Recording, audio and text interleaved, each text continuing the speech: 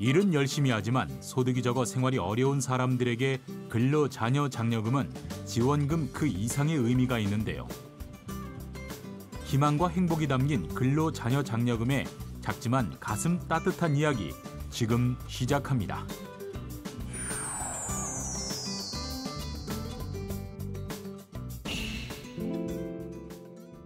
26살 조금은 어린 나이에 태국에서 한국으로 시집온 미영 씨.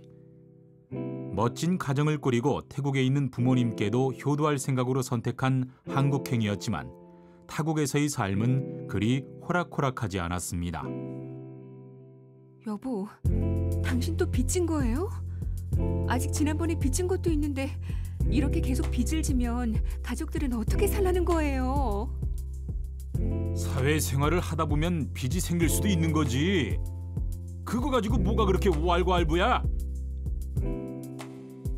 때로는 힘이 붙여 어디론가 도망가고 싶었던 적도 있었지만 미영 씨는 아이를 보며 다시금 힘을 냈습니다.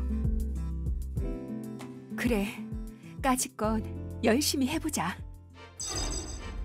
그렇게 식당 서빙부터 청소, 비닐하우스 농사일까지 지난 18년 동안 안 해본 일이 없을 정도로 가족을 위해 열심히 살아온 미영 씨.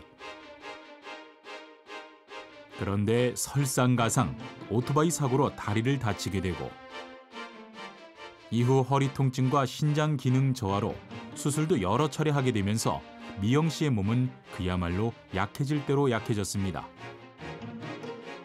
한동안은 무리하지 않고 푹 쉬시는 게 좋겠습니다.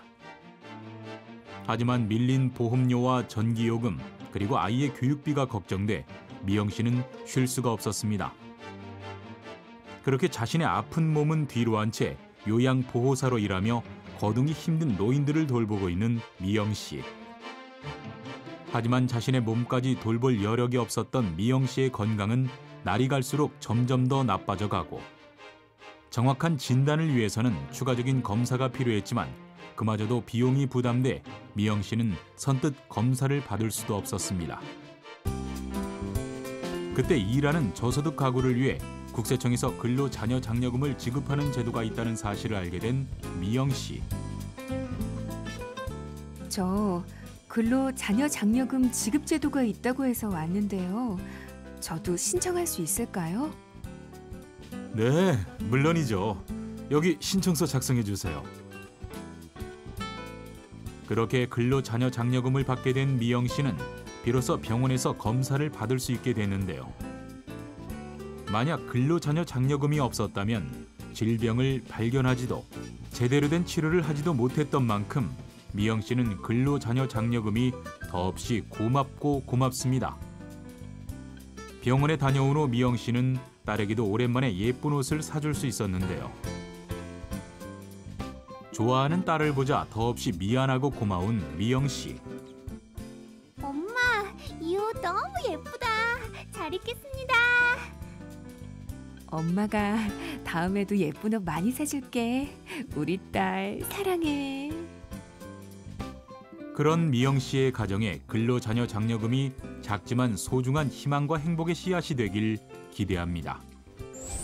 일하는 저소득 가구의 든든한 버팀목이 되어주는 근로자녀장려금.